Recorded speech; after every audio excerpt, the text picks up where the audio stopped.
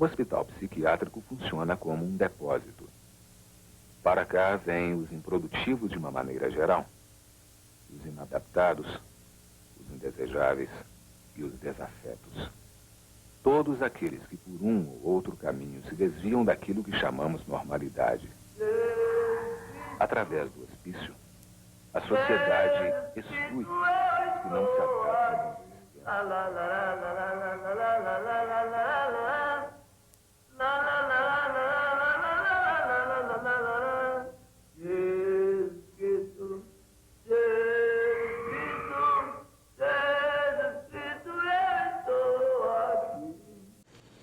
E lembrando que esse documentário tem 30 anos e ele se refere, quer dizer, a uma época onde esses hospícios já deviam de muito tempo, né? Não era uma novidade, né? Quando eu filmei, ao contrário, eles eram o que havia de instituição psiquiátrica no Brasil. A forma em que a sociedade convivia com a loucura produzida por ela mesma. E o caminho era aquele dessas grandes instituições fechadas, né? E os pacientes julgados ali dentro. E na verdade, sem nenhuma perspectiva de cura, né? O filme de fato serviu muito ao movimento antimanicomial, porque acho que ele já falava de por si, assim, as imagens muito fortes, né? Chocavam as pessoas e faziam de fato refletir. Agora, o que eu fico me perguntando, qual é o nosso novo modelo? Qual é o modelo para frente? Quer dizer, na medida em que a gente não vai ter mais instituições fechadas como os hospícios, como o Barbacena tem um exemplo claro disso, mas e fica sempre por trás disso assim, a questão como lidar com essa loucura, como que as famílias podem lidar com uma pessoa portadora de doença mental, como conviver com essa parte nossa, não com alguma coisa que você possa extrair de você e colocar num outro lugar. Eu acho que a visão do hospício era muito essa, que você tira essa parte doente, né, essa parte que você a isola e coloca lá e o problema está resolvido. Eu acho que o espírito que marcou muito esse documentário foi o espírito da urgência. Não houve uma construção de roteiro a priori. E eu particularmente não gosto muito de trabalhar roteiros de documentários antes. Eu gosto de trabalhar com uma ideia um pouco que os espanhóis chamam de guion. Eles chamam roteiro de guion, como se fosse uma guia, um guia que você vai sendo conduzido por ele, mas sem que você tenha que ter tantos detalhes já previstos. E a outra opção nossa, que foi uma opção bastante forte também, que foi de não ter sons que não fossem os sons produzidos lá dentro. Então o filme não tem uma música, a única voz de fora é a voz do locutor. A voz que mais se ouve é a voz do seu Manuel, que era o administrador do hospital, que é quem aparece ali colocando aqueles discos.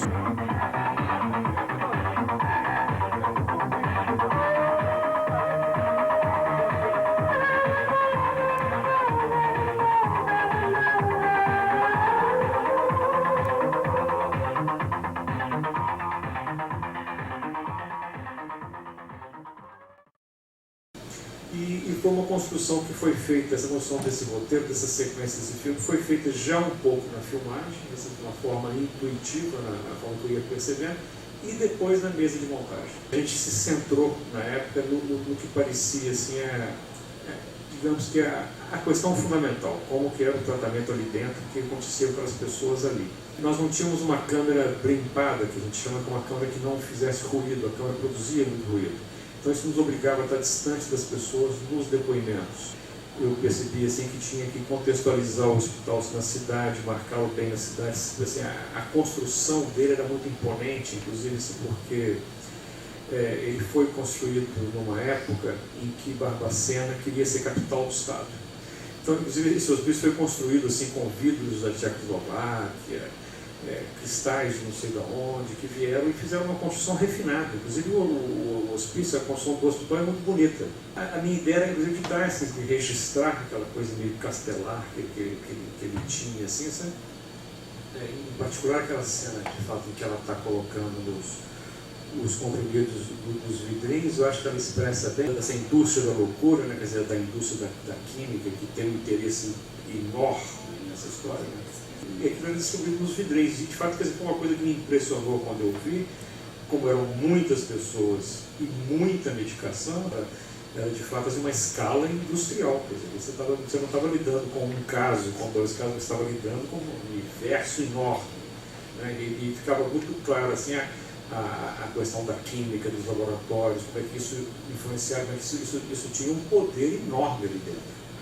Né? Outra coisa interessante foi a relação deles conosco, e com dois personagens em particular, quer dizer, o caso da Sueli, que de alguma forma o filme impediu que a Sueli fosse lobotomizada, porque ela já era candidata certa, porque muito rebelde e fugia, e ela fazia coisas tipo assim, para não tomar choque elétrico, ela passava cocô no corpo. Então ninguém vinha pegar ela para dar choque elétrico. Então ela subia no telhado do hospital, etc., né, e enfiava a colher no corpo, segundo o Manuel contava. Mas ela, assim, acho que o fato de que ela teve uma certa notoriedade com o filme, esse fato era cantar, ela ser uma mulher muito viva, muito esperta, acho que isso acabou protegendo o seu livro. E do João Adão, que era aquele homem que eu filmei depois, aquele apêndice ao filme com a família dele, com a mãe e com a irmã dele. Ele era um operário da construção do metrô de São Paulo. Ele era um mineiro, estava trabalhando para o metrô de São Paulo, e um dia foi à rodoviária e tentou comprar uma passagem para a Lua. Chegou no guichê e comprou uma passagem para a Lua. Aí o cara gozou ele, sei lá o quê, respondeu e levou ele na brincadeira, e ele acabou quebrando o guichê, né? Tentou agredir o cara e foi preso, foi mandado para Barbacena. Ele era um cara extremamente forte, fisicamente, assim, muito forte. Então começaram a comprar, assim, tinha um pegema que conseguiram para poder prender os pés dele, algemas para as mãos e tal, e acabaram fazendo a lobotomia dele.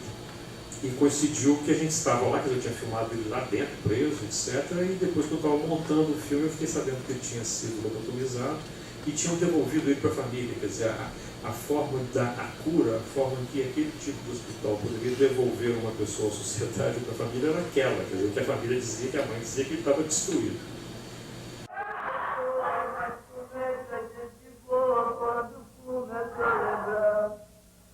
Felicidade.